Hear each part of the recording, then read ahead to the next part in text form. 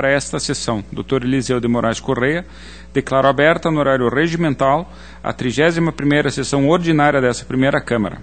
Ausente por motivo de férias, o conselheiro substituto Sérgio Ricardo Valadares Fonseca. Submeto à apreciação do colegiado a ata número 30 da sessão ordinária do dia 25 de agosto de 2015. Aprovado. Concedo aos membros do colegiado a oportunidade para as comunicações previstas no inciso 2º do artigo 436 do Regimento Interno e para a inclusão em pauta dos processos de que trata o parágrafo 4º do artigo 429 do mesmo regimento. Com a palavra o conselheiro Artagão de Matos Leão.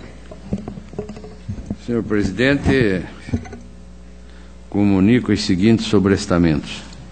Na DICAP 641-26313, 787-950-13.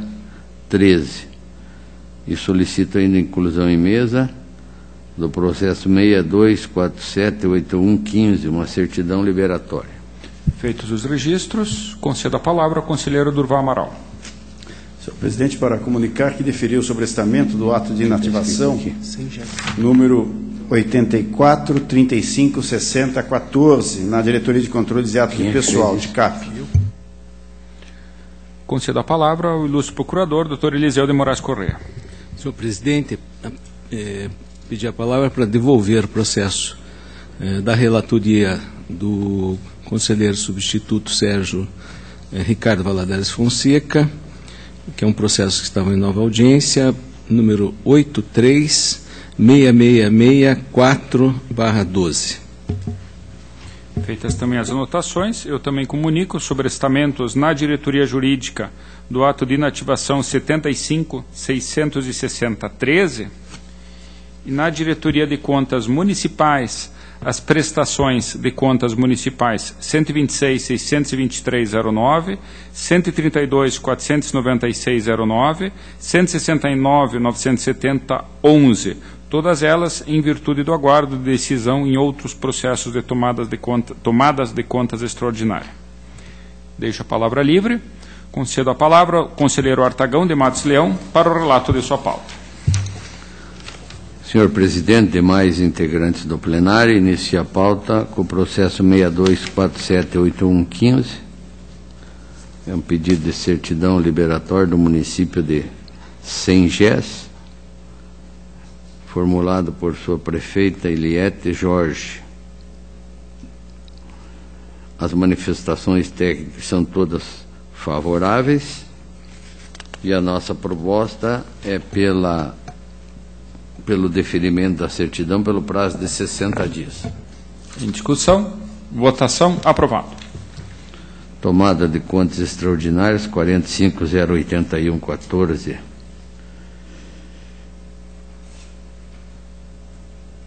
Instaurada pelo ofício número 2/14, por conta da falta de prestação de contas de transferência voluntária de recursos repassados pela Secretaria do Estado do Trabalho e Desenvolvimento Social ao município de Paranapoema, no exercício de 2009, por meio do termo de convênio 161, no valor de R$20 mil.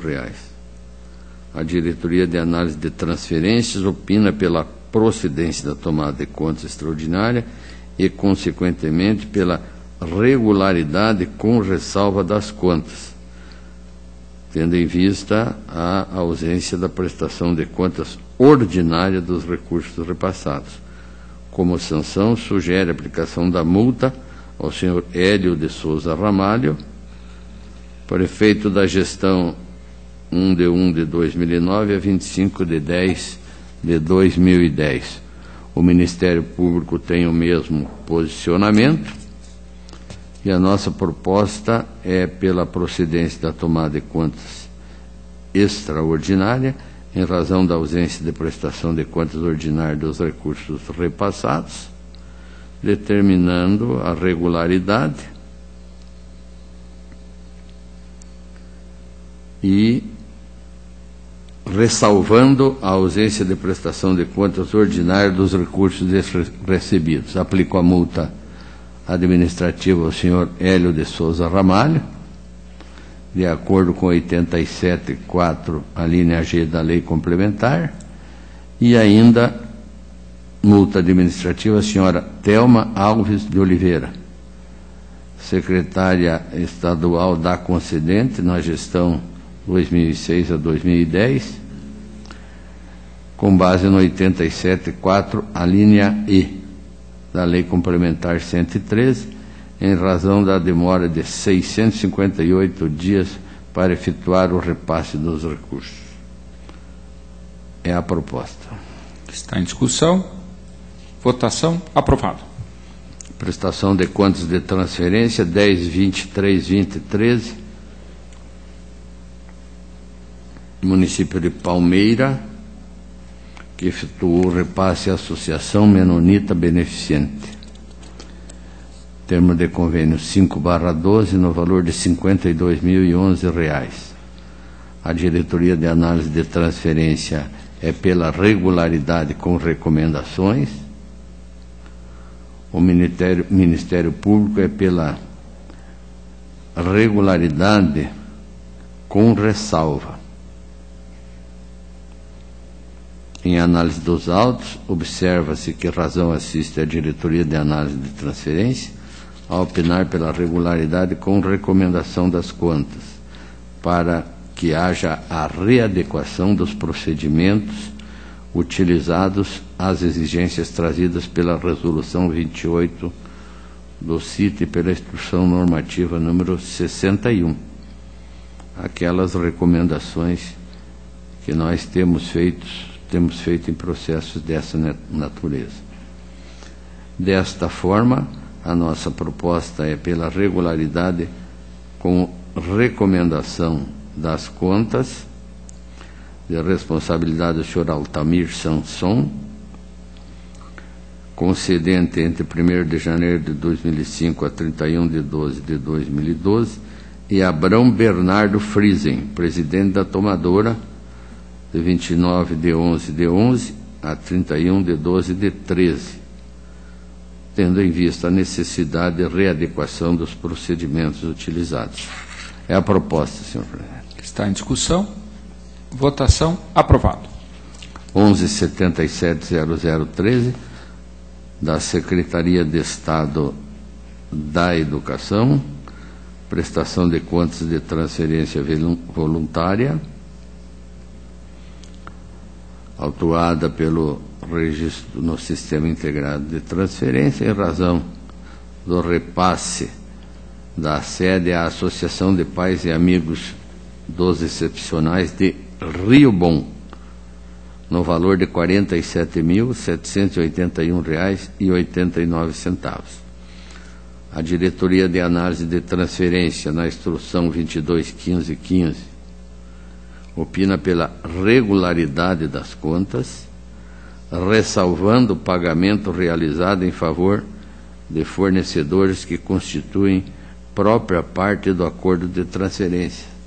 Um diretor da entidade que acabou recebendo algum recurso que posteriormente foi devolvido.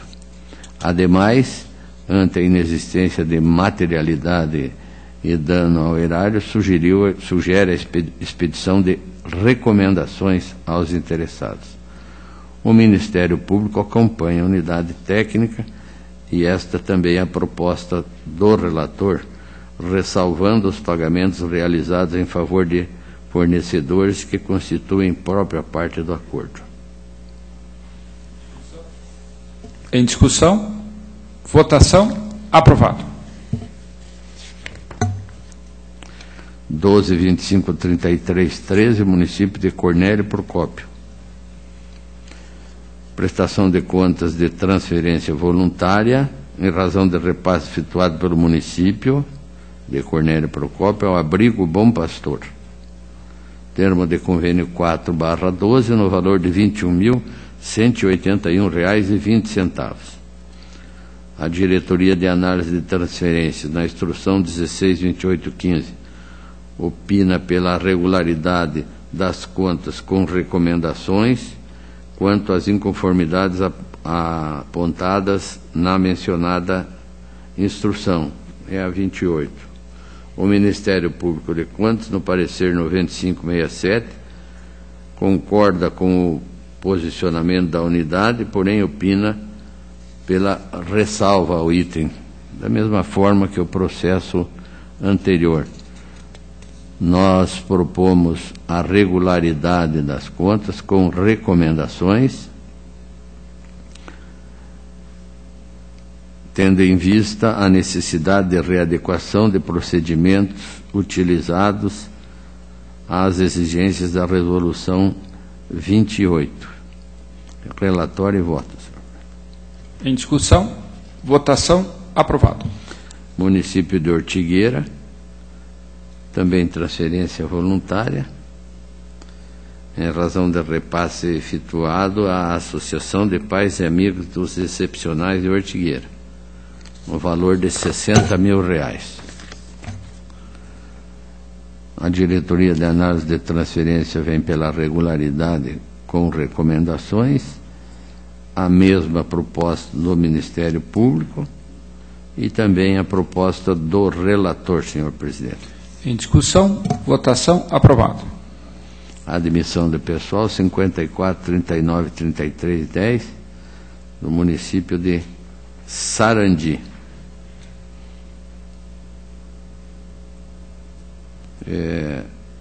Efetivada por intermédio do teste seletivo, objeto do edital 4410, para provimento de funções de auxiliar de enfermagem, enfermeiro, médico, que deveriam suprir vagas relativas ao programa Saúde da Família. A diretoria de controle de atos de pessoal opina pela negativa de registro das contratações, objeto desse protocolado, afastando o pedido de multa administrativa. No mesmo sentido, segue o Ministério Público de Contas, no parecer 12.71.15. A nossa proposta de voto em análise aos autos, acompanhamos o posicionamento adotado pela Diretoria de Controle de Atos de Pessoal e Ministério Público. As contratações ora analisadas, relacionadas no edital de teste seletivo número 4410, não são de caráter excepcional, mas sim de natureza permanente, não cabendo a contratação temporária por ausência de excepcional interesse público. Verifica-se que o gestor à época limitou-se a exarar uma declaração de que foram abertas vagas para os cargos de auxiliar de enfermagem, enfermeiro e médico, devido ao programa do governo federal, PSF. Assim, acompanhando a instrução, propomos a negativa de registro com relação às admissões de pessoal realizadas por meio do teste seletivo aberto pelo edital número 4410, município de Sarandi, de responsabilidade do senhor Carlos Alberto de Paula Júnior, prefeito municipal à época, aplicando-lhe a multa prevista no artigo 87.4b da Lei Complementar. Em discussão, votação, aprovado.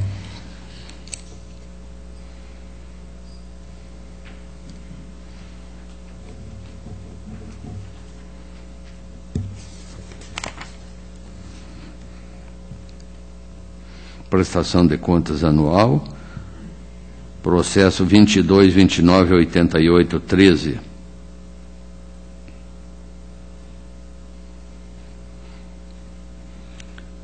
Trata-se das contas da Empresa de Desenvolvimento Urbano e Rural de Toledo, Endur, relativas ao exercício de 2012, encaminhadas pelo gestor, senhor Ascânio José Butge, dentro do prazo previsto, dando cumprimento às disposições desse tribunal. Após análise das justificativas apresentadas, a Diretoria de Contas Municipais emite a Instrução 2274, conclui pela regularidade das contas. Da mesma forma, o Ministério Público, no parecer 625515. E a proposta de voto é que esta Corte julgue pela regularidade as contas da Empresa de Desenvolvimento Urbano e Rural de Toledo, exercício de 2012, de responsabilidade do superintendente, senhor Valdir Fabrício dos Santos. Relatório e voto. Em discussão, votação, aprovado. Processo 23.24.14, contas da Câmara Municipal de Quitandinha, relativas ao exercício de 2013, encaminhadas pelo seu presidente, senhor Pedro Gilson Ribas. A Diretoria de Contas Municipais emite o parecer 22.26.15 e conclui pela regularidade das contas. Da mesma forma, o Ministério Público, no parecer 57.68.15. E nós propomos que esta Corte julgue pela regularidade as contas da Câmara Municipal de Quitandinha, exercício de 2013, de responsabilidade do senhor Pedro Gilson Ribas. Relatório e voto. Em discussão, votação, aprovado. O 27.15.67.14. Contas da Secretaria Municipal de Educação de São José dos Pinhais, relativas ao exercício de 2013, encaminhadas pela secretária municipal, senhora Neide Maria Ferraz Cetim. A Diretoria de Contas Municipais, na instrução 289015, conclui pela regularidade das contas. Da mesma forma, o Ministério Público, no parecer 77.33.15. A nossa proposta é que se julgue a regularidade das contas da Secretaria Municipal da Educação de São José dos Pinhais, exercício de 2013, de responsabilidade da senhora Neide Maria Ferraz Cetim. Em discussão, votação, aprovado. 27.30.12.14. Contas da Câmara Municipal de Porto Rico, relativos ao exercício de 2013, caminhadas pelo seu presidente, senhor Andrei Barcelos Claudino. A Diretoria de Contas Municipais, na instrução 2441, conclui pela regularidade das contas. O Ministério Público, no parecer 62.37.15, também conclui pela regularidade das contas. E esta também é a proposta do relator, pela regularidade das contas da Câmara Municipal de Porto Rico, exercício de 2013, de responsabilidade do seu presidente, senhor Andrei Barcelos Claudino. Em discussão, votação, aprovado. 27.93.71, contas da Câmara Municipal de Diamante do Sul, exercício de 2013, encaminhados pelo seu presidente, senhor Juvenal da Cruz Campagnoli. A Diretoria de Contas Municipais, na instrução 29.61.15, conclui pela regularidade das contas da Câmara Municipal, com ressalvas. Ministério Público, no parecer 81.15, também opina pela regularidade das contas, com ressalvas. A nossa proposta é, acompanhando a instrução, pela regularidade das contas da Câmara Municipal de Diamante do Sul, exercício de 2013, de responsabilidade do seu presidente, senhor Juvenal da Cruz Campagnoli, com ressalvas, de acordo com a instrução do processo. Em discussão, votação, aprovado.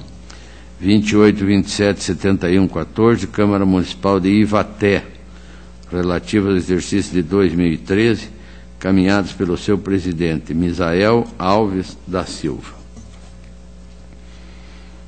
A Diretoria de Contas Municipais, na instrução 16.75.15, conclui pela regularidade das contas.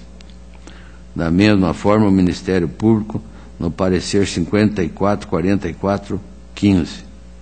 acompanhamos a instrução, propomos que se julgue a regularidade das contas da Câmara Municipal de Ivaté, exercício de 2013, de responsabilidade de seu presidente, senhor Misael Alves da Silva. Em discussão, votação, aprovado. 1885-50-13.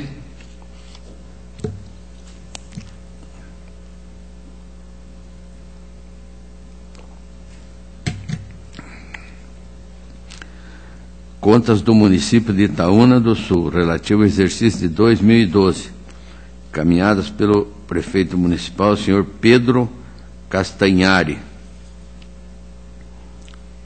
atual gestor. A diretoria de contas municipais, na instrução 171414, após o exame da documentação, inclusive em sede já de contraditório, constatou, dentre outros pontos já sanados, que as contas permanecem com irregularidades, considerando o resultado financeiro deficitário das fontes não vinculadas e déficit verificado nas obrigações financeiras frente às disponibilidades. O resultado financeiro deficitário das fontes não vinculadas atinge o índice de 4,29%, estando dentro do limite ou do percentual que o tribunal vem aceitando, que é até 5%. Com relação ao déficit verificado nas obrigações financeiras frente às disponibilidades, cujo montante somou R$ 280.837,61. Então, a diretoria de contas municipais opina pela irregularidade das contas, levando em consideração esses dois itens, mesmo o percentual de 4,29 com relação ao resultado financeiro deficitário. O Ministério Público, no parecer 10.024, também manifesta pela irregularidade das contas, em face das restrições apontadas na instrução 1714 da DCM.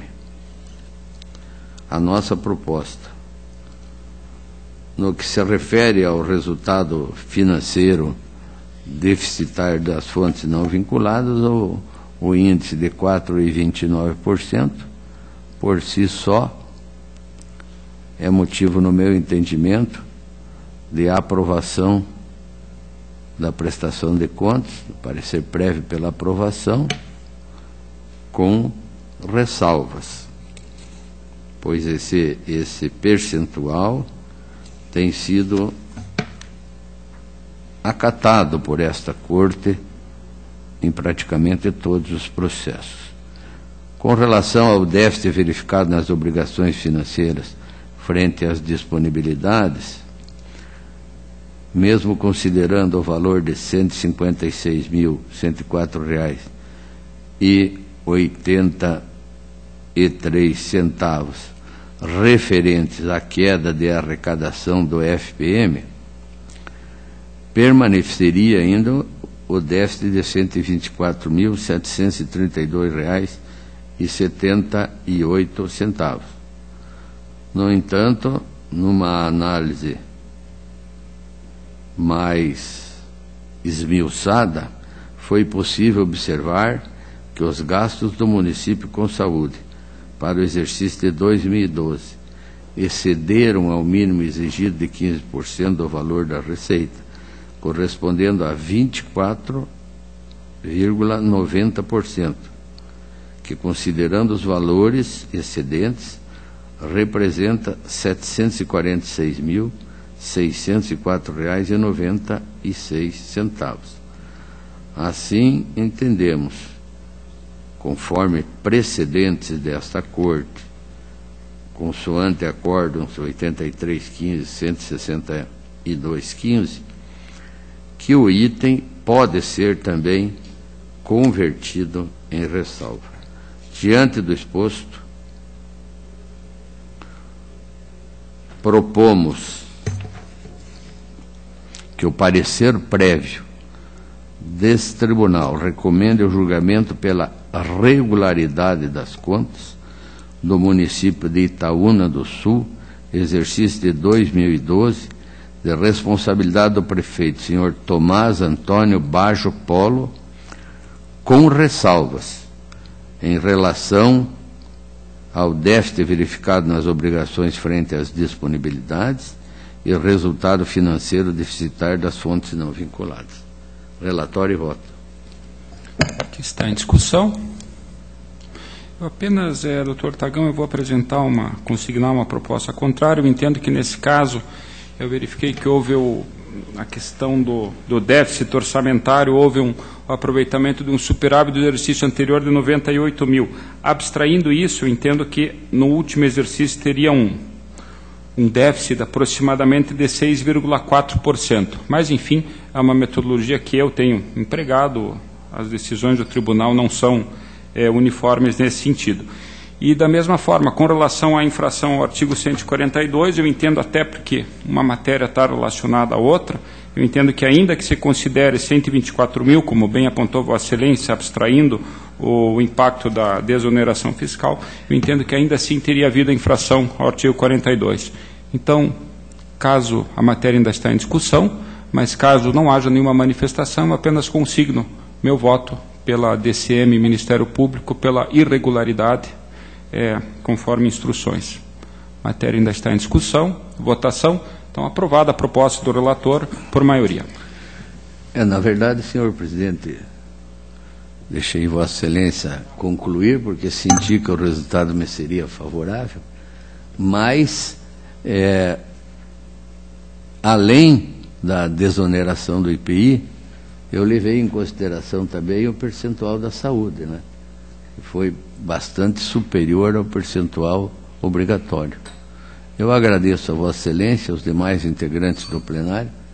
A minha pauta está esgotada. Essa presidente que agradece a Vossa Excelência e passa a palavra ao conselheiro Durval Amaral para o relato de sua pauta. Senhor presidente, senhor procurador, senhora secretária, senhor conselheiro, inicio a minha pauta com os seguintes processos de alerta: 15, 69, 57, 13 do município de Cruz Machado, 22, 74, 63, 13, município de Barra do Jacaré, 30, 06, 59, 13, município de Assis Chateaubriand, 48, 89, 84, 13, município de Fênix. Os 4 processos citados tratam de procedimentos de alerta suscitados pela Diretoria de Contas Municipais em face da execução de despesas em percentual superior ao permitido no artigo 20, inciso 3, a linha B, da Lei de Responsabilidade Fiscal, para a despesa total com pessoal, constatada durante a análise de gestão fiscal dos poderes executivos dos respectivos municípios relativas ao período de apuração encerrado em 31/12/2012. Em todos eles, após concessão de contraditório e da falta de contestação dos gestores quanto aos itens auferidos por esse tribunal, o alerta foi confirmado através de acórdãos, no caso de percentual superior a 95% do limite legal ou de despacho quando superior a 90%, tendo os processos sido encaminhados à Diretoria de Contas Municipais, que, contudo, não tomou as providências cabíveis.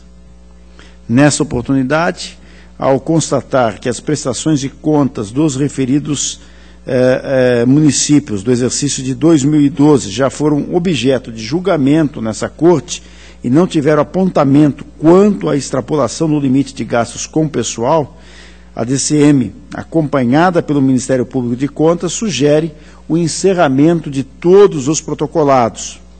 Diante do exposto, acompanho os opinativos da DCM, do Parquê de Contas e voto pelo 1. Encerramento dos 4 processos acima citados. 2. No sentido de recomendar que a Secretaria desta primeira Câmara dê ciência à presidência do tribunal acerca da não expedição do alerta pela unidade competente, visando a verificação dos motivos e a evitar nova ocorrência da falha apontada. É o relatório e voto. Está em discussão. Votação. Aprovado. Processo 130579/13, trata-se de prestação de contas e transferência voluntária, celebrada entre a Secretaria de Estado da Educação e o município de Tupãssi, no valor de R$ 42.018,48, referente ao exercício financeiro de 2012, tendo por objeto o transporte escolar de alunos da rede estadual. A Diretoria de Análise de Transferências, considerando os critérios de materialidade, relevância e risco, ponderou a necessidade de adaptação ao jurisdicionado ao disposto da Resolução 28 de 2011, com vistas a assegurar um período efetivo de implementação e adaptação ao Sistema Integrado de Transferência, SIT, concluindo pela regularidade da presente prestação de contas com recomendação.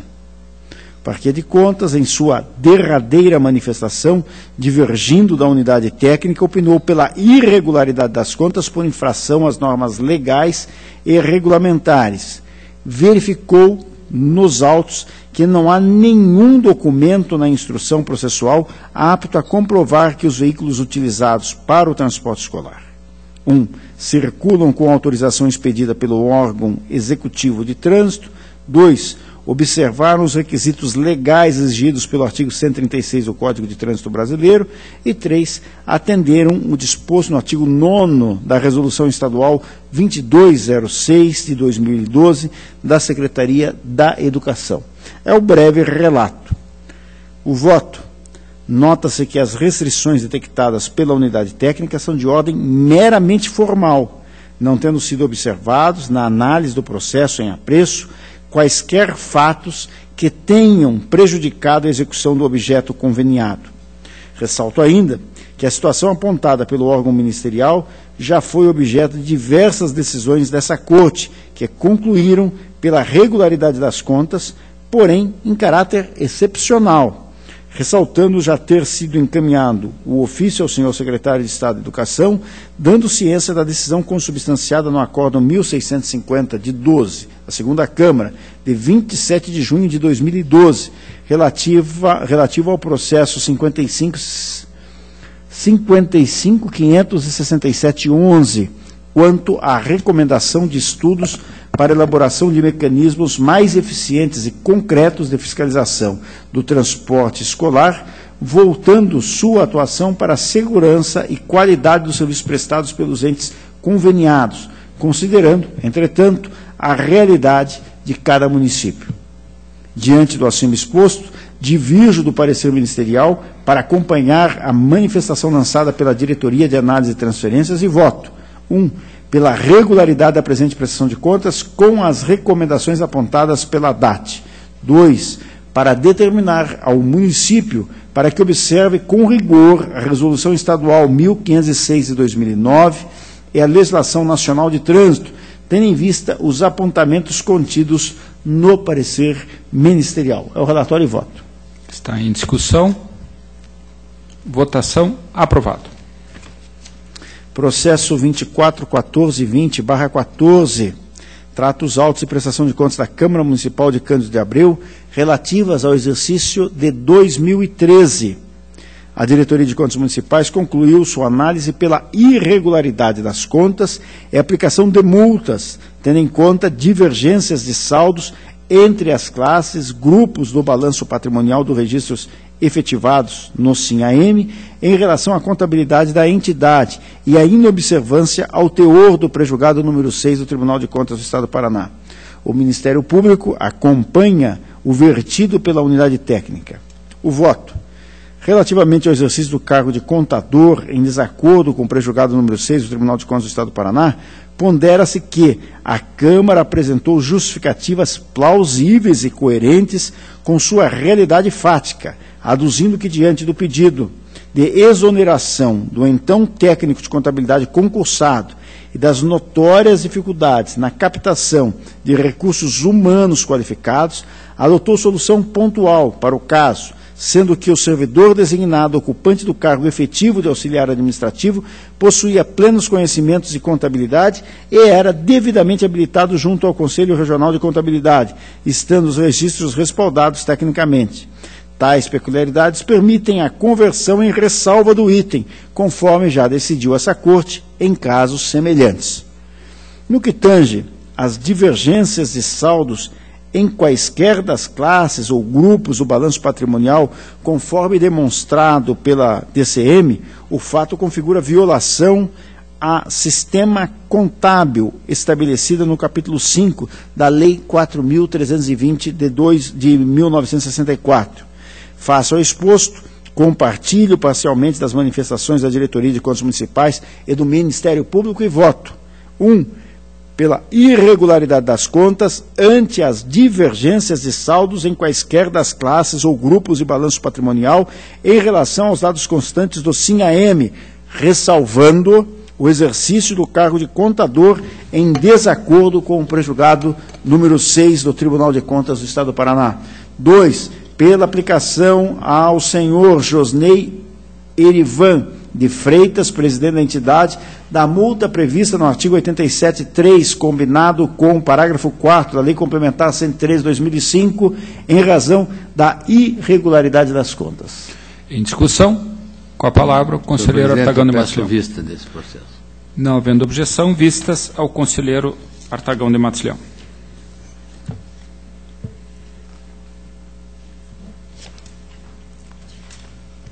Processo 25.40.42.14 trata os autos de prestação de contas do Instituto de Previdência Social dos servidores públicos de Jabuti, relativas ao exercício financeiro de 13.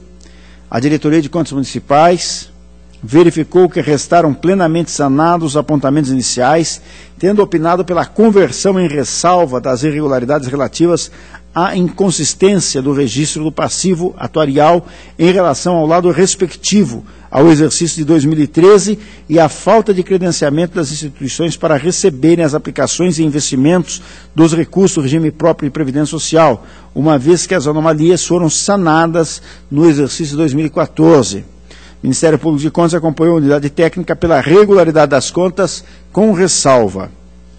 O voto. No que tange à ausência do credenciamento, entendo que, embora o ente tenha realizado o credenciamento no exercício de 2014, essa comprovação se faria obrigatória no exercício sob análise, apenas no caso das aplicações dos recursos terem ocorrido em bancos privados, não oficiais. No entanto, o demonstrativo constante, a peça 21, releva que as aplicações foram efetivadas no Banco do Brasil e Caixa Econômica Federal, afastando a suposta impropriedade, inclusive a ressalva sugerida. Ademais, ressalto que à época da presente prestação de contas estava vigente a portaria do Ministério da Previdência Social 519, de 14 de agosto de 2011, a qual não fazia menção à realização de credenciamento prévio para aplicação dos recursos financeiros do regime próprio de Previdência Social, cuja exigência veio prevista na portaria 440 de 9 de outubro de 13, ou seja, no final do exercício analisado. Dessa feita, comungo parcialmente com o opinativo da Diretoria de Contas Municipais e do Ministério Público e voto pela regularidade das contas, ressalvando a inconsistência no registro do passivo atuarial em relação ao laudo respectivo ao exercício de 2013, que restou sanado no exercício subsequente. Em discussão, votação, aprovado. Processo 27.42.72.14 trata os presentes autos de prestação de contas da Câmara Municipal de Quatiguá relativas ao exercício financeiro, ao exercício de 2013. A Diretoria de Contas Municipais opinou pela regularidade das contas, uma vez que restaram sanados os apontamentos iniciais. O Ministério Público corroborou integralmente o entendimento da unidade técnica e assim também é o voto do relator pela regularidade das contas. Em discussão, votação, aprovado. Processo 27.72.47.14 tratam os autos de prestação de contas do Fundo de Assistência à Saúde dos Servidores Municipais de Londrina, de responsabilidade do senhor Denilson Vieira Novaes, referente ao exercício de 13. A Diretoria de Contas Municipais, após a concessão do contraditório e diante das justificativas e documentos apresentados pelo gestor, considerou saneados os itens apontados, com exceção do item relativo ao pagamento de encargos de mora e multa pelo erário, em virtude de atraso no recolhimento das contribuições devidas ao INSS. Segundo a unidade técnica, o valor correspondente aos encargos gerados aos cofres públicos foi de R$ 52.217,98. O responsável justifica os atrasos no recolhimento das contribuições na necessidade de adequação às novas normas brasileiras de contabilidade aplicadas ao setor público, aos novos layouts do sistema desse Tribunal de Contas, ao software do município e ainda pela ausência de relatórios que indicassem os valores dos encargos retidos e devidos. Somente a partir de junho de 2013 houve a identificação desses valores e assim foram repassados. Por fim, alega que não houve desvio de recursos públicos e má-fé. Em que pesem as argumentações trazidas pelo gestor, a Diretoria de Contas Municipais manteve a restrição em consonância com o entendimento dessa Corte de que despesas com pagamento de juros e multas são alheias ao orçamento público e caracterizam efetivo dano ao erário, decorrente de ato de gestão ilegítimo ou antieconômico, conforme decisão contida no Acórdão 62 de 2011 da Segunda Câmara. Conclui, pois, pela irregularidade das contas, com ressarcimento do valor apontado e aplicação da multa prevista no artigo 87, inciso 4º, a linha G, da Lei Complementar 113 de 2005. O Ministério Público de Contas acompanhou a unidade técnica. É o relatório. O voto, conforme aponta a unidade técnica, a impropriedade macula as contas do Fundo de Assistência à Saúde dos Servidores Municipais de Londrina, exercício 2013, diante do prejuízo gerado à entidade, correspondente às multas e juros pagos, no valor de R$ 52.217,98. As justificativas apresentadas pelo gestor responsável não merecem prosperar, pois ainda que o atraso tenha ocorrido diante da necessidade de adequação do ente às novas normas brasileiras de contabilidade aplicadas ao setor público, não foram tomadas medidas em tempo hábil a evitar o prejuízo decorrente das multas e juros pagos pela entidade, caracterizando a falta de planejamento da gestão do dinheiro público. Acompanha assim a Diretoria de Contas Municipais e o Ministério Público de Contas. E voto. 1. Pela irregularidade da prestação de contas do Fundo de Assistência à Saúde dos Servidores Municipais de Londrina relativas ao exercício de 2013. 2. No sentido de determinar o ressarcimento pelo senhor Denilson Vieira Novaes do valor apontado pela Diretoria de Contas Municipais de R$ 52.217,98, atualizado monetariamente até a data do efetivo recolhimento.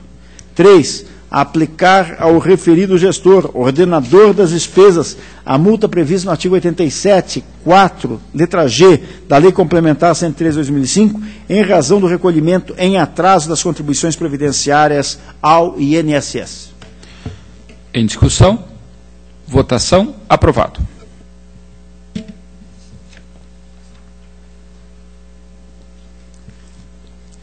Processo 27.79.56.14, Caixa de Assistência à Aposentadoria e Pensões de Servidores Municipais de Londrina. Portanto, tratam os autos de prestação de contas de responsabilidade também do senhor Denilson Vieira Novaes, referente ao exercício de 13.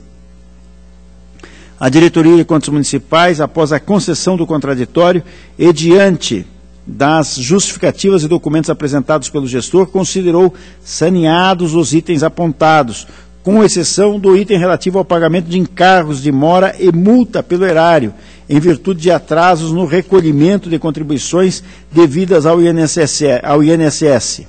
Segundo a unidade técnica, o valor correspondente aos encargos gerados aos cofres da entidade foi de R$ 1.217,55. Da mesma forma que no expediente anterior, a DCM conclui pela irregularidade das contas com ressarcimento do valor apontado e aplicação de multa. O Ministério Público de Contas acompanhou a unidade técnica e, nesse sentido, é o voto do relator pela irregularidade das contas com ressarcimento e multa. Em discussão, votação, aprovado. Processo 2788-7114.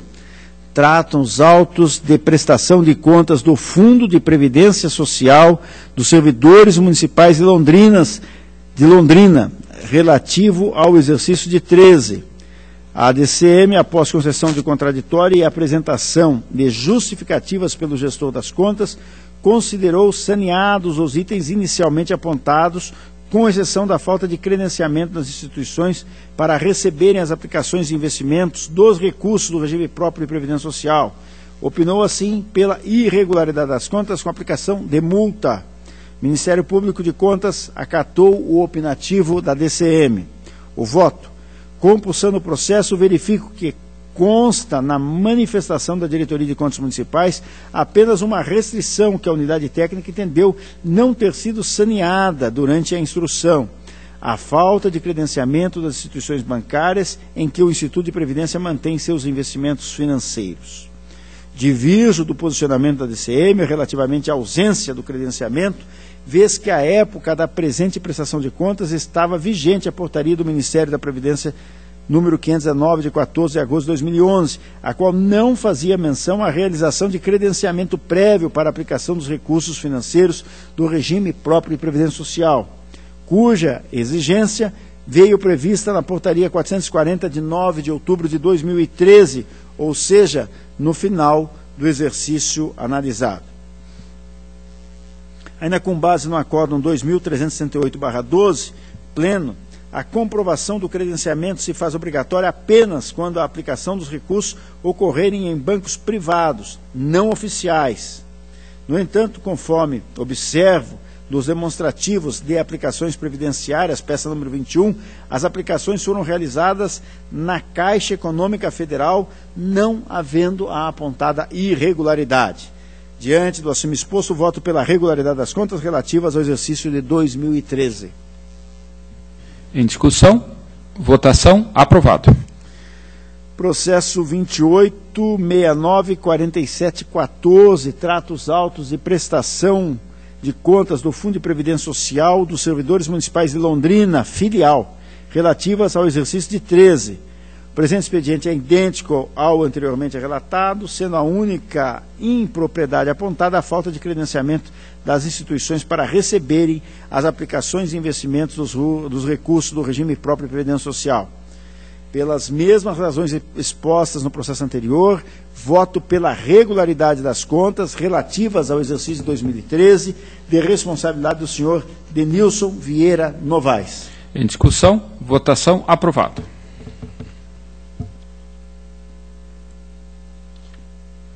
Minha pauta está atendida. Senhor presidente, agradeço.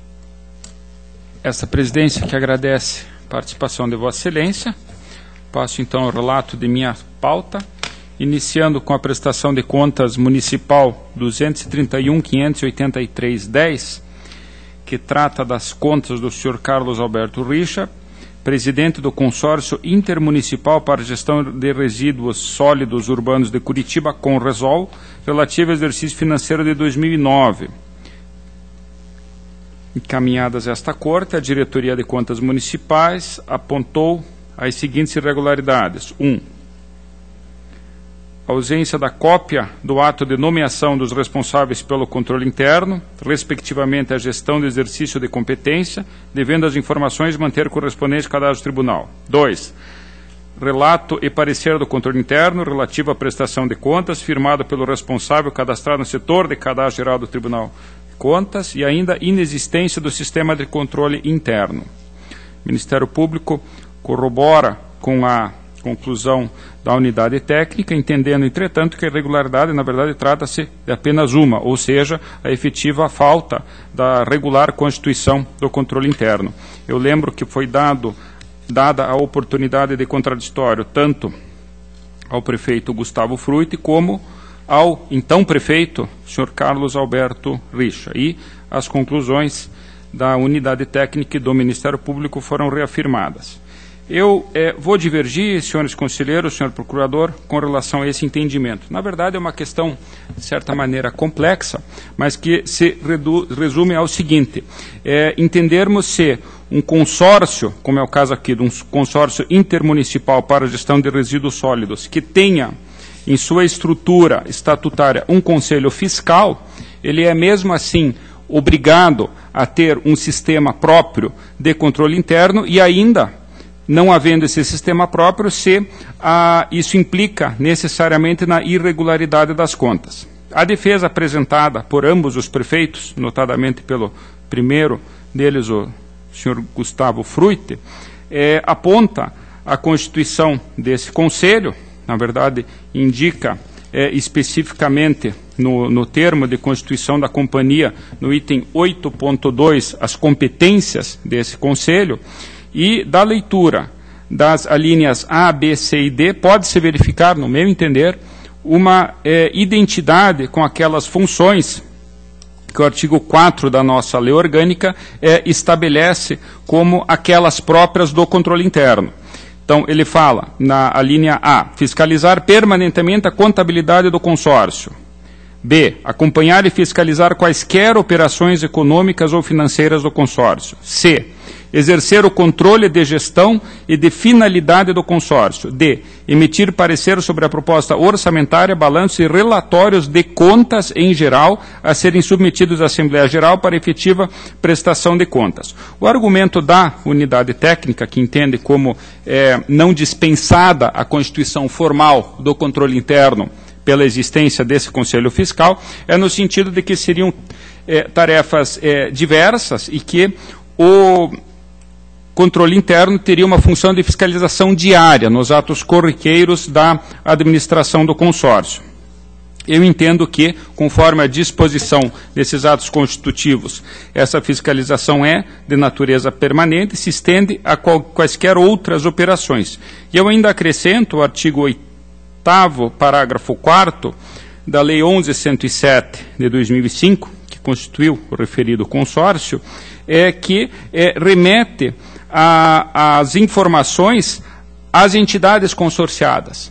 Então, também as entidades consorciadas, ou seja, os municípios pertencentes àquele consórcio, têm oportunidade também de verificar todas essas movimentações financeiras através dos seus próprios controles internos. Eu trago no meu voto ainda a orientação, vista através da internet, do Ministério do Meio Ambiente e da Fundação Nacional de Saúde, quando tratam de estudos sobre a forma de constituição desses consórcios, indicam claramente o Conselho Fiscal como aquele órgão colegiado de controle interno.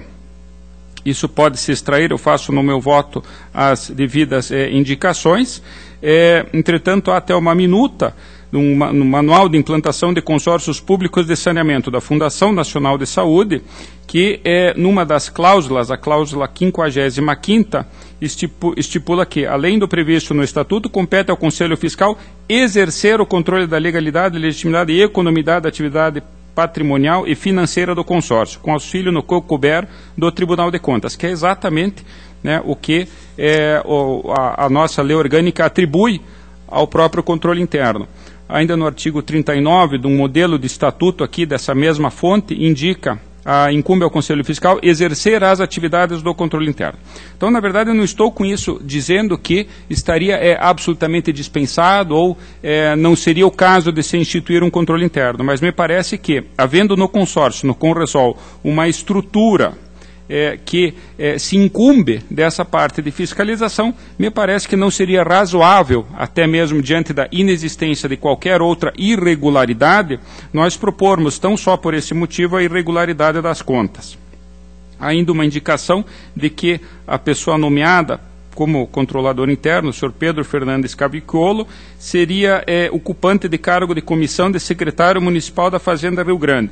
Eu não vislumbro nisso, em princípio, uma irregularidade, adotando a tese de que, pelo principal que nós estamos entendendo, o consórcio o Conselho Fiscal seria substitutivo a esse controle interno, então não haveria por si só um vício nessa formatação dada ao controle interno através da nomeação do senhor Pedro Fernando Cavicchiolo, e que, além disso, não há, em princípio, nenhuma indicação de cumulação indevida quanto a remunerações. Poderia ter havido, sim, acúmulo de funções. Então, me parece, senhores conselheiros, que existe realmente uma situação em que, de alguma forma, o controle interno vem sendo exercido, vinha sendo lá, nós estamos falando de exercício de 2009, na verdade foi o primeiro exercício em que essa irregularidade foi analisada, em 2008 ainda não vigia a instrução normativa que previa esse item, de modo que o meu voto é pela regularidade das contas. Apenas eu faço uma recomendação ao consórcio de que promova estudos para a implantação do sistema de controle interno nos moldes exigidos pelo Tribunal de Contas.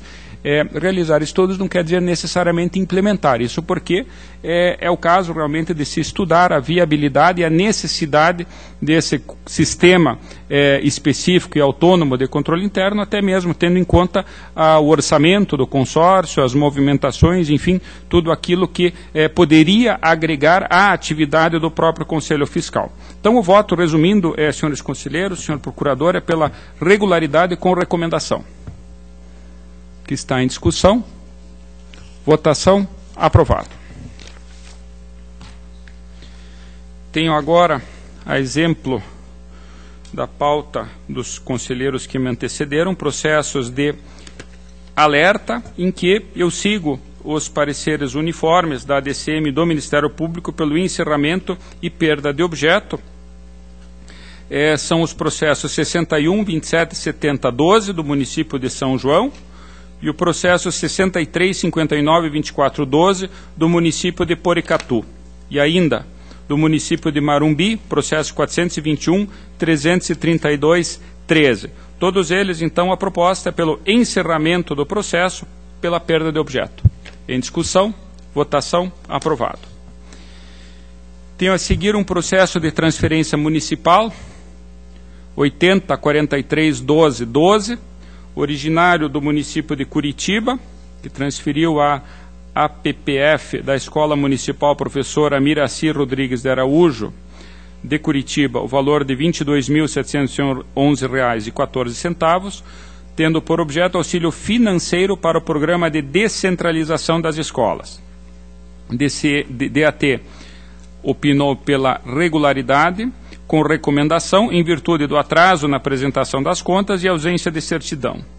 O Ministério Público, entretanto, propôs inicialmente o retorno dos autos à Diretoria de Análise de Transferências para que indicasse a forma de cumprimento do previsto no artigo 26 da Lei de Responsabilidade Fiscal e, sendo o caso, providenciasse a juntada da lei específica autorizadora do termo de convênio referido, número 16.010/2007, e respectiva previsão orçamentária. A DAT, em resposta, apresentou o parecer 269315, que entende que o artigo 26 não é aplicável às transferências voluntárias, por se tratar de subvenção econômica, e não propriamente da subvenção social. Entende, então, dispensável a necessidade de autorização em lei específica. O Ministério Público reiterou seu posicionamento com relação à necessidade de aplicação do dispositivo mencionado, artigo 26 da LRF, suscitou a abertura de um incidente de pré-julgado para que seja decidida essa matéria e, no mérito, caso superado, pela irregularidade das contas, justamente por violação a esse dispositivo. A matéria realmente ela é de uma certa complexidade, entretanto, nesse caso, eu antecipo já o meu entendimento em conformidade com a DAT. Eu entendo, de fato, que o artigo 26 da nossa LRF, especificamente no parágrafo 2º, ao se referir às subvenções, estaria a se referir às subvenções econômicas, não às subvenções sociais. Na verdade, no meu entender, a Lei de Responsabilidade Fiscal, ao tratar das transferências voluntárias no seu capítulo 5, é justamente no artigo 25 que define o que são as transferências voluntárias e estabelece as condições. No capítulo 6º, onde se situa o artigo 26, que trata da destinação de recursos para o setor privado, me parece que é uma outra forma de transferência de recursos, destinado basicamente a cobrir necessidades de pessoas físicas ou déficit de pessoas jurídicas. Eu entendo que há aí uma diferença. Pelo artigo 25, as transferências voluntárias trata de um instrumento à disposição do Poder Executivo justamente para transferir ao terceiro setor a execução de determinadas tarefas. Aqui, no artigo 26, que trata, no meu entender, dentre outros institutos, das subvenções econômicas, busca o socorro a determinadas empresas privadas tidas como de interesse público. Então, nesse caso, é evidente que haveria uma desigualdade na própria atividade econômica, nos próprios agentes da iniciativa privada, que exigiriam aí sim uma lei, uma autorização do Poder Legislativo, justamente para que houvesse a quebra dessa igualdade. No caso de uma transferência voluntária, eu volto a insistir no ponto de que trata-se de um instrumento à disposição do chefe do Poder Executivo justamente para a execução dessas tarefas em obediência, evidentemente, ao que dispõe o artigo 25. Me parece que a exigência de uma lei poderia até interferir no princípio da separação de poderes. Eu trago no meu voto um estudo pelo analista de controle, o Dr. Lúcio Flávio Lutembark Batalha, desta casa, em que ele traz até uma decisão do Supremo Tribunal Federal, na ação direta de inconstitucionalidade 342, em que foi tido como inconstitucional a exigência de autorização pela Assembleia Legislativa para que o Poder Executivo pudesse celebrar convênios com entidades de direito público ou privado. Eu ainda trago no voto, em referência a esse mesmo estudo do Dr. Lúcio, a própria exposição de motivos em que, ao tratar do artigo 26, faz referência às subvenções econômicas, nos termos delineados no voto. Trago ainda as ponderações do conselheiro da Bahia, do Tribunal de Contas da Bahia, Dr. Pedro Henrique Lino de Souza, do conselheiro do Estado do Rio de Janeiro, Dr. Jonas Lopes de Carvalho, também nesse mesmo sentido, entendendo que a aplicação do artigo 26 diz respeito às subvenções econômicas, não às sociais. Ainda a doutrina de César Guimarães Pereira, enfim, outros comentários. Então, me parece, com todo respeito, até a questão evidentemente remete a um estudo bastante aprofundado, mas no meu entender o artigo 26 trata de subvenções econômicas, não sociais, conforme dito pela data, e por esse motivo não haveria necessidade de uma lei específica autorizando aquela transferência em concreto. Haveria necessidade, evidentemente, da previsão orçamentária, conforme até destacado pela própria unidade técnica. Superada essa questão, entendendo como não aplicável o artigo 26 e, por consequência, no meu entender, poderia ser dispensada a abertura de um pré-julgado, no mérito, eu acompanho o entendimento da Diretoria de Análise de Transferências pela regularidade das contas, com recomendação, tendo em conta que as falhas apontadas relativas ao atraso e ausência de certidões vêm sendo tratadas dessa forma. Então, eu submeto ao douto colegiado a proposta, afastando o pedido de pré-julgado do douto Ministério Público e propondo a regularidade com recomendação das contas. A matéria está em discussão. Com a palavra, o ilustre procurador, doutor Eliseu de Moraes Correia. Senhor presidente e demais conselheiros, me parece que a questão realmente é bem interessante e complexa, como bem relatou o eminente presidente. Eu considero esta manifestação ministerial mais uma provocação ao tribunal para que haja até uma discriminação mais adequada desses instrumentos de transferência de recursos ao setor, ao terceiro setor. Especialmente nós conhecemos o artigo 25, que trata das transferências voluntárias entre entes públicos, o artigo 25 da Lei de Responsabilidade Fiscal. Nós temos dispositivos da Lei 4.320 que tratam de subvenções sociais, de auxílios, né, e de subvenções econômicas. E o próprio artigo 26 da Lei de Responsabilidade Fiscal, que em princípio também comungo da opinião do nobre relator, de que se trata de recursos para o setor privado, mas não para entidades filantrópicas, não é? Me parece que esse dispositivo trata especificamente de auxílios econômicos, não é? De modo que até para que o tribunal, embora nós tenhamos aí várias disposições regulamentares, inclusive a própria resolução 28, que foi objeto de questionamento judicial, mas é importante que o tribunal também faça uma delimitação específica no momento da prestação de contas, porque essa delimitação seria necessária para distinguir cada uma dessas transferências. Então, tratar todas numa vala comum, como hoje se faz a transferência voluntária, me parece que não seria o caminho mais adequado.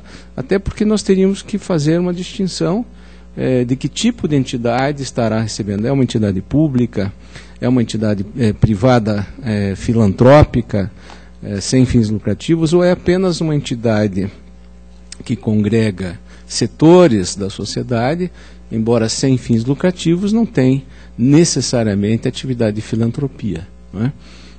Além daquelas que participam aí de termos de ajuste, contratos de gestão e termos de parceria, que seriam, no caso, as organizações sociais e as OCIPs.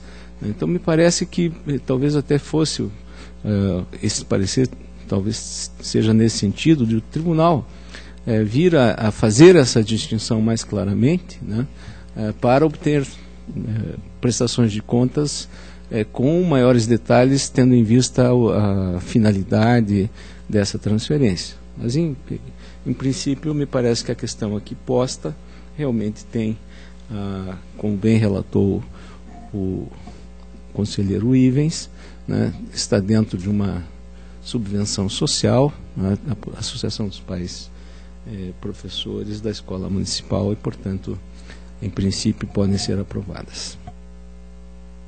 Eu agradeço a manifestação do doutor procurador, doutor Eliseu, até para corroborar na discussão. Evidentemente que é de todo bem-vinda essa manifestação do Ministério Público, provocando sempre esse debate. E até nesse sentido que é interessante observar que o nosso artigo 227 do Regimento Interno, ele não fez essa distinção que Vossa Excelência muito bem pontua, que está na Lei de Responsabilidade Fiscal, quando o artigo 25 trata apenas da transferência voluntária entre entes federativos, entre entidades públicas. O nosso artigo 227 do Regimento Interno ampliou esse conceito, e é realmente questionável se isso é possível ou não, matéria certamente que comportaria um estudo até para que haja, se for o caso, um tratamento apartado, como Vossa Excelência bem colocou. Mas a matéria aqui me parece que não chega a abranger esse tipo exatamente de situação. Fica então o convite a um debate, a uma investigação mais aprofundada. A matéria ainda está em discussão. Votação. Aprovado. Processo seguinte, também uma transferência voluntária, 649.1013, celebrada entre o município de São Miguel do Iguaçu e a Associação de Pais e Mestres da Escola Rural Municipal Osório, valor de R$ 10.670, tendo por objeto manutenção e conservação, proporcionando melhores condições de ensino à referida escola. DAT apontou a ausência de transferência, opina pela regularidade com recomendação. Ministério Público, num primeiro momento, suscitou um incidente de inconstitucionalidade, entendendo que haveria ofensa a diversos dispositivos constitucionais, artigo 24, 30, 205 e 208 e 211 da Constituição, combinados eles com o artigo 15 da Lei 9.394, a Lei de Diretrizes de Base da Educação Nacional, por conta de ter sido a transferência feita não diretamente a uma escola, mas sim a uma associação. Suprido o contraditório, a DAT reiterou a manifestação pela regularidade com recomendação e o Ministério Público modificou em parte o seu juízo, entendendo que poderia ser superada a questão levantada da inconstitucionalidade e acompanha a instrução. Na verdade, eu no meu voto apenas justifico também o afastamento do incidente, já houve até a decisão, eu cito no meu voto o acórdão 224314 da primeira Câmara, em que essa questão foi tratada e entendeu-se como possível, como não ofensiva à Constituição e à lei de diretriz de base da educação, a possibilidade de transferência de recursos à associação e não à escola. Então, superada essa questão, as manifestações são uniformes pela regularidade com recomendação e esse também é o voto, que está em discussão, votação, aprovado. O processo seguinte é um ato de inativação 42856612. Trata-se da aposentadoria do senhor Everaldo Lakovics, ocupante do cargo de administrador de transportes rodoviários junto ao município da Lapa. A diretoria de controle de atos de pessoal inicialmente manifestou a irregularidade na forma de incorporação da verba TIDE aos vencimentos básicos do servidor. Após o contraditório, entretanto, manifestou-se pela legalidade de registro do ato, por entender que a entidade previdenciária apenas cumpriu a lei municipal, recomendando a expedição de determinação à origem para que reveja a legislação previdenciária, a fim de compatibilizá-la com o princípio da contributividade. O Ministério Público, entretanto, com base em aprofundado estudo doutrinário e jurisprudencial, corroborou com o entendimento da unidade técnica acerca de estar a verba TIDE condicionada transitoriamente ao desempenho das atividades do servidor, enquanto o mesmo estiver exercendo as suas atividades por tempo integral e com dedicação exclusiva. Considerou inconstitucional a incorporação de verba transitória, suscitou um incidente de inconstitucionalidade para afastar a incidência da Lei Municipal 2665/11 e ainda, caso não acatada essa proposta, pela negativa de registro. A questão aqui, senhores conselheiros, foi já tratada por essa Câmara, é um daqueles casos em que a incorporação não foi feita diretamente aos proventos da aposentadoria, mas sim à própria remuneração. Na verdade, há dois dispositivos na lei municipal, em duas leis diversas, aliás, o artigo 1º da Lei 2665 de 2011, que prevê a possibilidade de incorporação da verba TIDE aos próprios vencimentos base do servidor, desde que suprida aquelas condições, e o artigo 58 da Lei 2183 de 2008, que prevê a incorporação não ao vencimento, mas aos proventos. Essa última disposição realmente já foi tida como inconstitucional, foi um incidente, já foi em sede de prejulgado, já foi afastada, é o prejulgado número 7, realmente, só que no caso aqui concreto, não houve a incidência dessa norma, mas sim a incorporação à própria remuneração. E a remuneração, então, definida como aquela do último, a última percebida pelo servidor, é que foi levada em conta para o cálculo dos proventos da aposentadoria do servidor. Então, aqui o que ocorre, e eu cito até a decisão do conselheiro Durval Amaral, o acórdão 343515, que tratou exatamente dessa matéria, colocando dessa forma a questão, e entendeu-se à época que a incorporação à remuneração, muito embora possa ser ofensiva aos princípios da economicidade e da eficiência, não implica necessariamente numa inconstitucionalidade. A inconstitucionalidade estaria se houvesse essa incorporação direta aos proventos da aposentadoria por ofensa ao princípio contributivo, conforme o nosso prejulgado número 7. Então, divergindo respeitosamente do Ministério Público, eu, nesse caso, vou acompanhar o entendimento da ADICAP pelo registro do ato. Entretanto,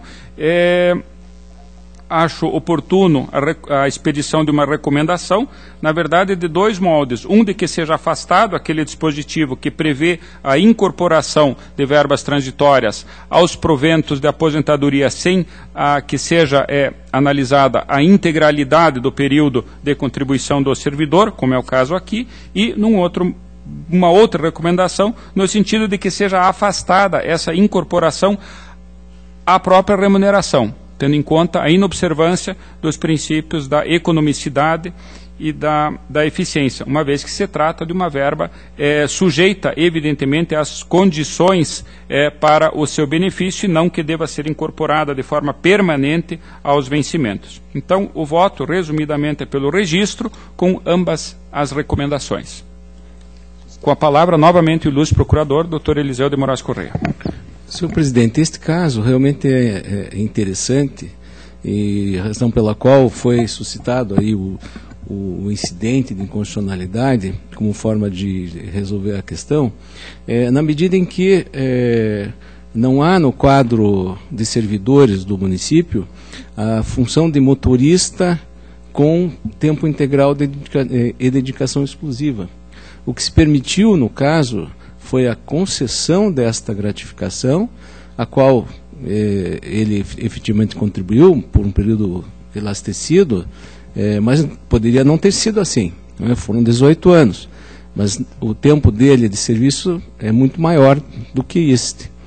E quando a lei determina essa possibilidade de incorporação da TID aos próprios vencimentos, ela está realmente ofendendo o princípio contributivo e o equilíbrio atuarial da previdência própria, na medida em que esse servidor não contribuiu desde o momento em que adentrou ao serviço público com esta verba, com esta gratificação.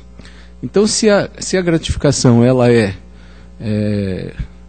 concedida ao talante do administrador, né, por conveniência do administrador, e pode ser retirada também da mesma forma, não se trata de uma verba de caráter permanente que poderia ser agregada ao vencimento ou remuneração do servidor efetivo. Então, tratar essa verba como uma verba de caráter permanente realmente ofende o princípio contributivo.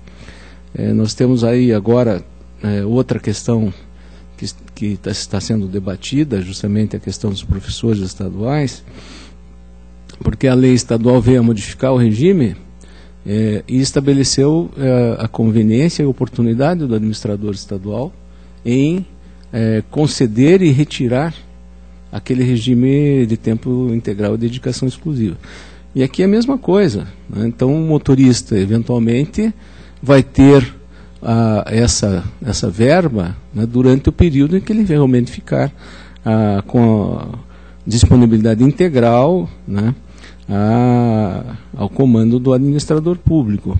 Mas não há no município, como volto a dizer, um regime de trabalho de tempo integral e dedicação exclusiva deste quadro, né, de motorista ou de outro qualquer.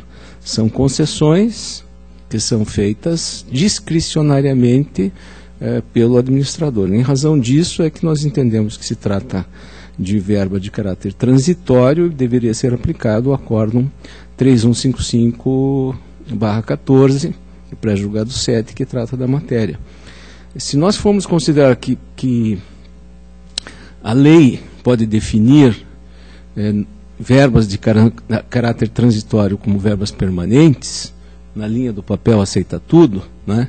Então nós vamos ver aí uma série de leis que vão, principalmente pré-eleitorais, né, que vão conceder essa vantagem ao servidor público, sem nenhuma consequência ou responsabilidade do que isso realmente vai implicar nas contas do Fundo de Previdência e, portanto, no seu equilíbrio atuarial posteriormente, né?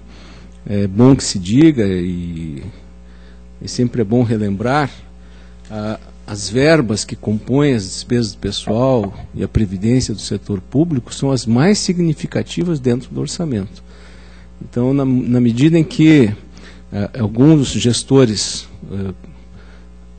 não com toda a responsabilidade que deveriam ter na gestão do seu cargo, promovem essas leis, incorporando várias verbas como se efetivas realmente fossem, nós temos aí realmente um combustível de natureza política e eleitoral, ao qual a Corte de Contas no nosso entender, não deveria aceitar. Então, essas ponderações, senhor presidente, que eu coloco à disposição dos outros conselheiros da Câmara, talvez para um estudo mais aprofundado, e talvez exatamente abrindo-se esse incidente, porque não é o único caso, né, este município. Há outros na própria região ali que copiaram esse tipo de modelo e que realmente preocupa o Ministério Público com relação à exação das contas de Previdência. Obrigado. A matéria ainda se encontra em discussão. Na verdade, doutor Eliseu, é absolutamente clara a manifestação de Vossa Excelência, reflete justamente o que o Ministério Público colocou no processo. O ponto que eu gostaria de ressaltar é que aqui nós estamos tratando de uma aposentadoria concedida com base no artigo 6º da emenda 41, ou seja, que tomou por base a última remuneração do servidor quando ainda na ativa. E dentro dessa sistemática, que é justamente essa regra de transição, não há propriamente uma observância, digamos assim, incondicional, total, do princípio da contributividade, uma vez que o servidor, cumpridas as regras do artigo 6º, ele tem direito à percepção dos seus proventos com base na última remuneração. Onde há, sim, o princípio contributivo, no meu entender, na sua excelência, na sua maior abrangência, justamente na sistemática adotada a partir da emenda 41. O próprio artigo 40, quando prevê que o cálculo dos proventos será feito com a média nas últimas contribuições, 80% das maiores contribuições. Então, nesta aposentadoria aqui, o valor dos proventos reflete a última remuneração. E me parece que o nosso sistema legal e constitucional prevê a possibilidade de o chefe do Poder Executivo atribuir um caráter permanente, ou seja, prever a possibilidade de incorporação à remuneração de uma determinada verba. Eu trago até no meu voto o magistério do Eli Lopes Meirelles, em que ele faz essa distinção entre verbas temporárias e verbas permanentes, até indica quais são as que seriam propriamente as de natureza permanente, e diz que não se incorporam ao vencimento, a não ser quando essa integração for determinada por lei. Então isso aqui está na obra famosa dele, Direito Administrativo, agora 40ª edição de 2014. E, na verdade, é isso. Então, aqui nós estamos tratando, evidentemente, Vossa Excelência colocou muito bem, de uma discricionariedade que o prefeito tem de realmente atribuir a uma determinada verba que teria natureza transitória, a possibilidade de se incorporar, desde que satisfeitos determinados requisitos, a incorporação. Isso aqui, me parece que não tem a ver diretamente com a matéria previdenciária, e sim com a matéria propriamente de direito administrativo. Os reflexos que isso vai ter no direito previdenciário, me parece que vai depender do regime, da norma da aposentadoria ou da pensão que for concedida. Nesse caso aqui, por se tratar de uma aposentadoria concedida com base na última remuneração, a regra diz que o valor dos proventos refletirá justamente esse valor.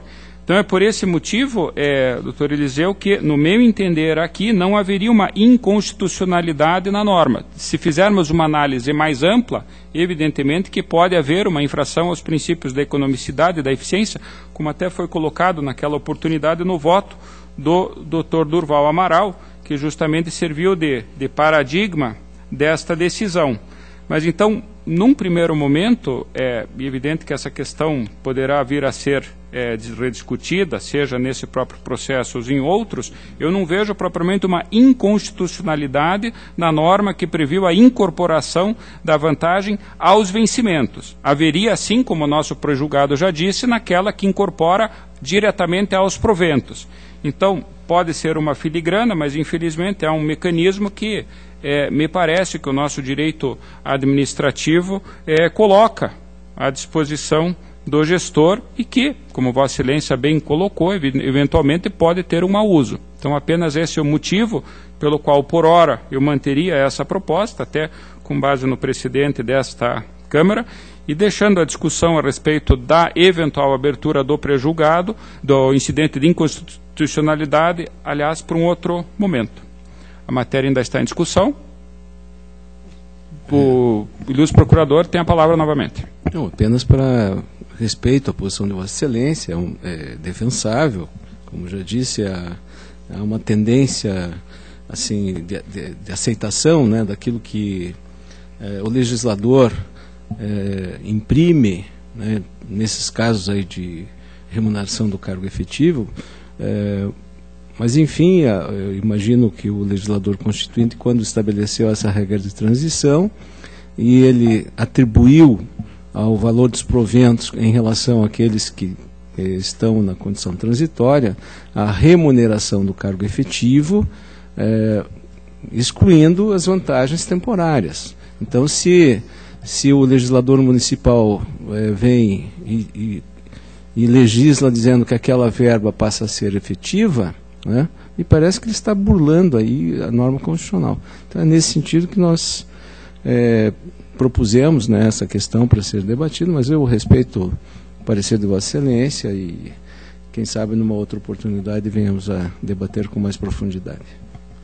E até por último, para lembrar, antes de encerrar a discussão, se não houver novas manifestações, é que o Ministério Público, historicamente, sempre foi contra a incorporação de verbas transitórias aos proventos pela regra do artigo 6º. Vossa Excelência está sendo absolutamente coerente com todas as manifestações do Ministério Público no curso dos vários incidentes que já houve sobre essa matéria. Encerrada, portanto, a discussão, em votação, aprovado. Entendo que está atendida a minha pauta. Deixo a palavra livre.